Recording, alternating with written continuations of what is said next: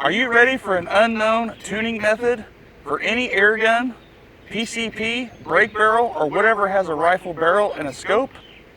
I call it the untouchable tune because all the other methods I've tried can't compete with it. So air gun pellets have two phases, stable and unstable. This air gun tuning method that I found answers for everything. Even comments on my airgun videos, and I have video clips to prove this. Even though I haven't been uploading to YouTube, I still have been shooting, and I've been uploading videos on Facebook to my All About Airguns page and the Air Venturi Association page. As I've been shooting, I have been testing my theories out, and now they are proven. Here's a list of things that this new tuning method answers for. Number 1, the scope brand and quality. Bundled scopes and rings that come with air guns, usually from department stores, almost always get swapped out for a higher end scope. And shooters claim to get more accuracy and precision. It's because the packaged rings and scope were mounted incorrectly and not precisely on the rail of the gun itself. So check this out, using my Ruger Impact Max Elite 22 cal at 50 yards. With the factory scope it came with.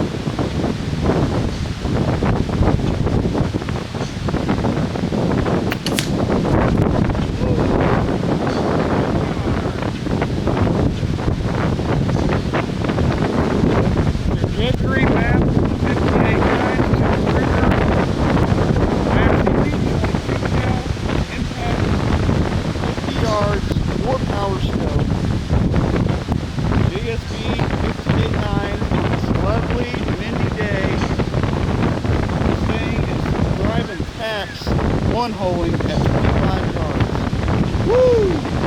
Number 2, pellet brand and weight. Switching from cheaper pellets to higher end pellets or more quality pellets, shooters have said that they've gained accuracy and more precision out of that.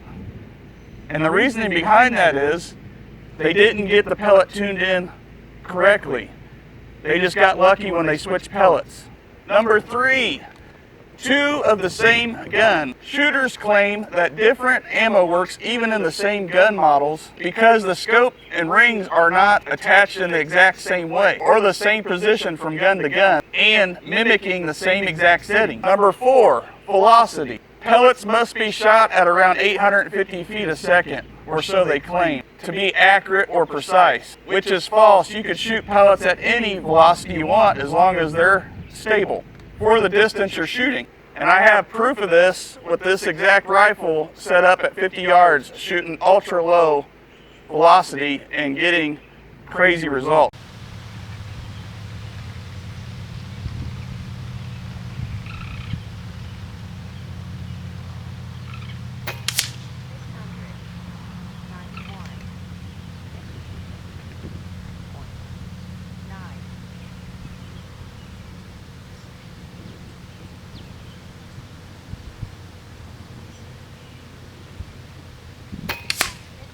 Woo! Both cards back to back. Hits.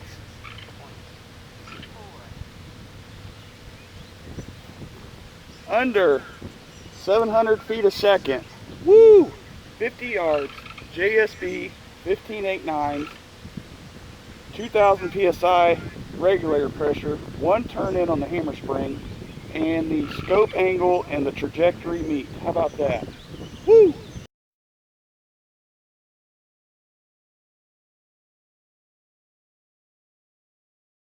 Number 5, the wind. It blows 24/7 around here, even between the houses, the garages, whatever. I have to deal with it. And from what I found, it only affects the pellet if they're unstable. So make sure they're stable at the distance you're shooting for, and you should only have to hold vertically dead center on the vertical reticle. You shouldn't have to move the horizontal. Check this out.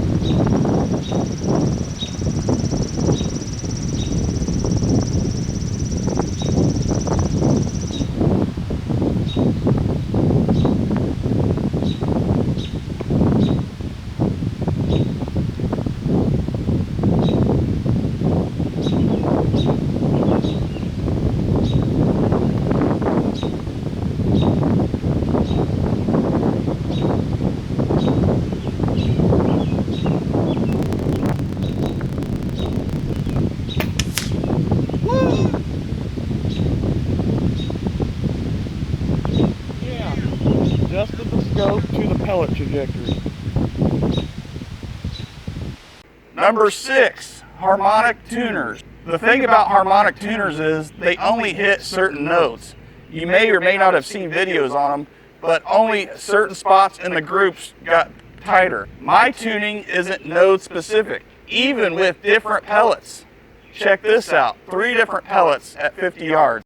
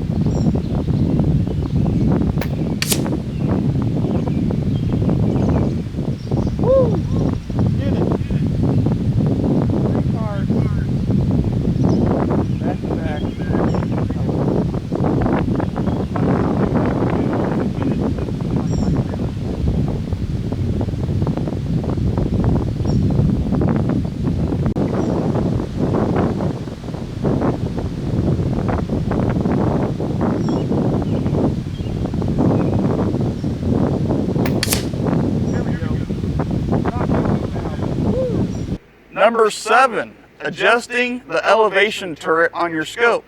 The thing about the elevation turret is it only moves directly up and directly down. It doesn't affect how pellets group at all. And the pellet trajectory is the same, no matter which way you move it up or down. Number 8, different shooting positions means different point of impacts, which I've already tested this, and the way I have my rifle set up now, which is the Air Venturi Avenger 22, I'm not getting no shift. So again, this tune trumps everything.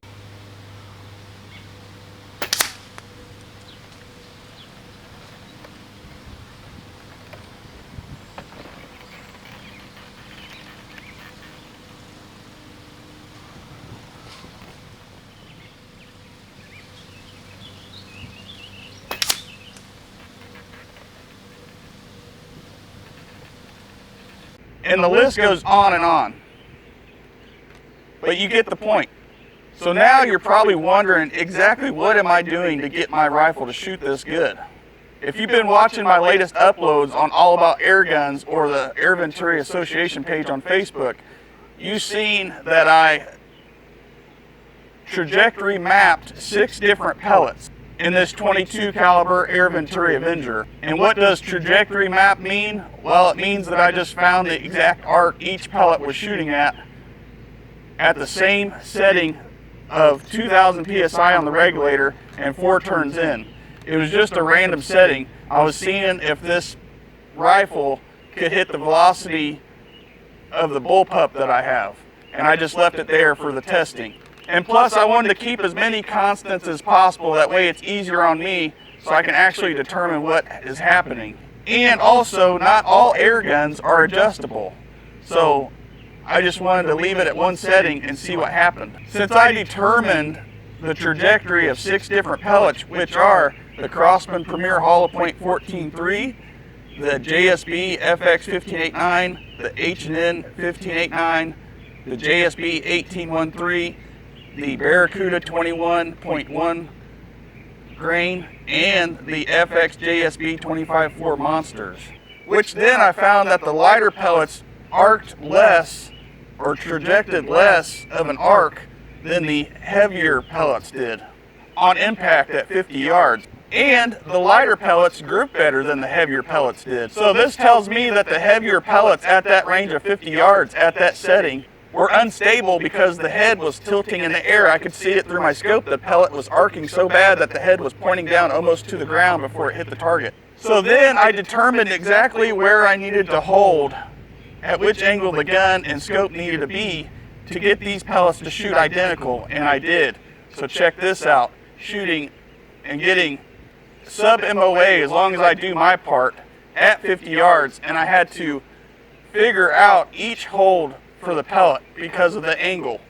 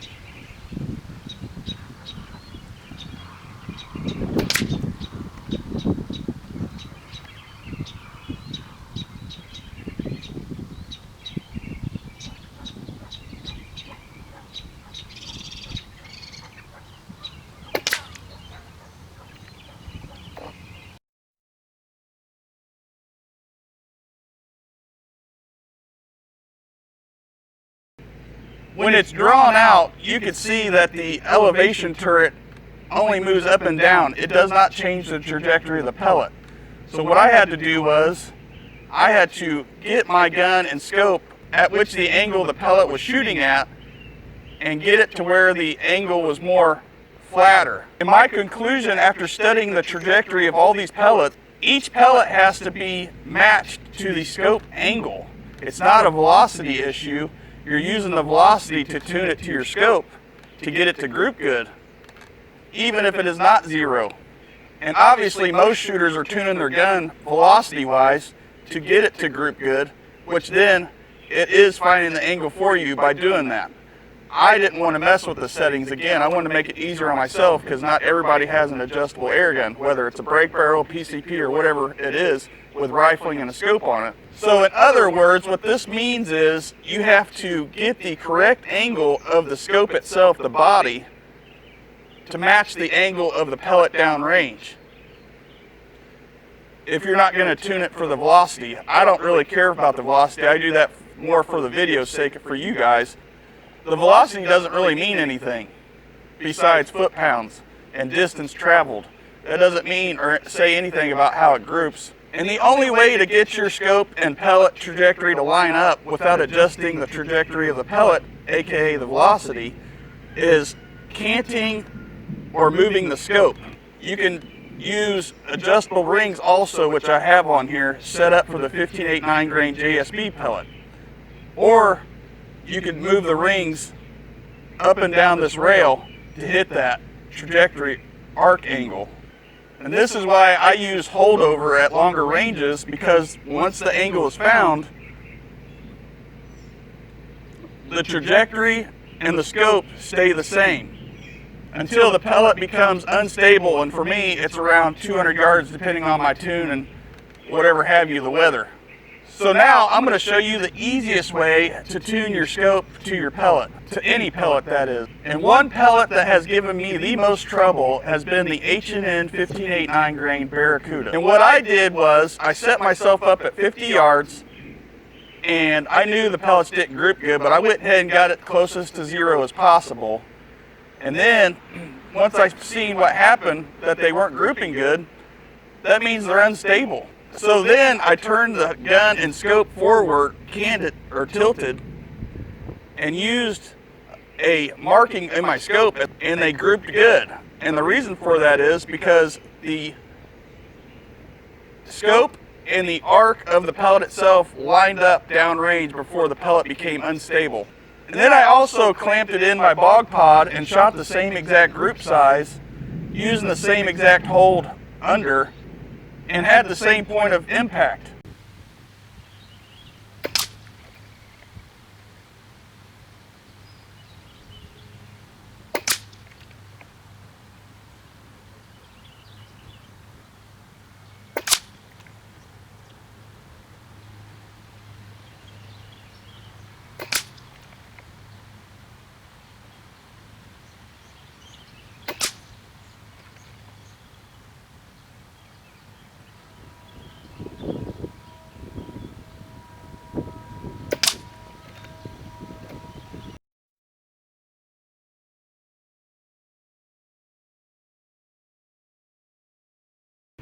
So what that means is if you're using regular scope rings and your pellets are arcing that bad, scoot your scope back 1 or 2 slots if you have a Picatinny rail, or if you have a dovetail, just scoot it back probably about, I'd say, a 1/4 inch or so, and see what happens. You got to move it back so it meets up with the angle of your pellet. And when I mean back, I mean towards your face.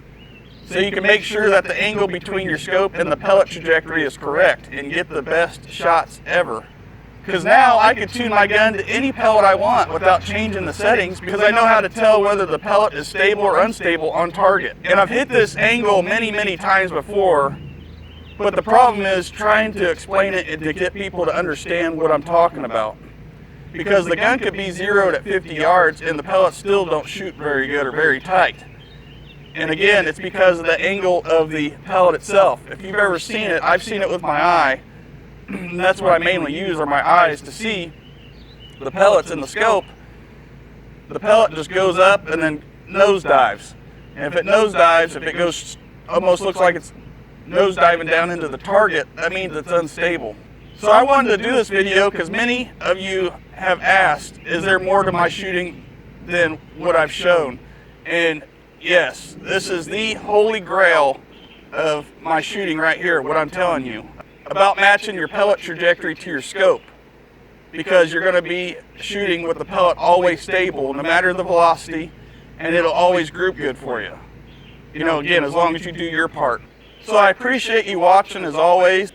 Definitely let me know in the comment section if you try this method out, because I know for a fact that it's superior to anything else I've ever tried. Especially if I could shoot at different velocities and get the same results with different pellets from 680 feet a second all the way up to 930, getting the same group size at 50 yards because my scope angle meets up with my trajectory of my pellet downrange.